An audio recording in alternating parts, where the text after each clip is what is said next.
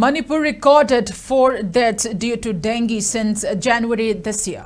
An official data from released by State Malaria Officer Dr. S. Priyakumar confirmed that 3 persons died due to dengue in Imphal West District, while 1 fatality was reported in Bishnupur District between January 1st and October 10, taking total death toll to 4 in the state.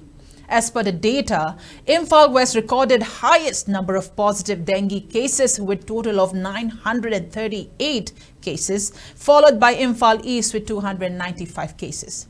Bishnupur and Thoubal districts saw 43 cases each. Kakching 23 cases, 5 cases in Kangpokpi district, 4 cases in Chandel district, 3 cases each in Senapati, None and Ukhrul districts, 2 cases in Tamenglong, 1 case in Kamjong district. On the other hand, Technopalchur, Chandpur, Ferzol and Ziribam district did not see any dengue cases. A total of 1,353 positive cases were reported in the state within this period. Out of the total confirmed cases, 40 cases were found on October 10th alone at Jenims. In the wake of surge in dengue cases in the state, relevant authorities have reportedly started taking up steps to prevent outbreak of dengue.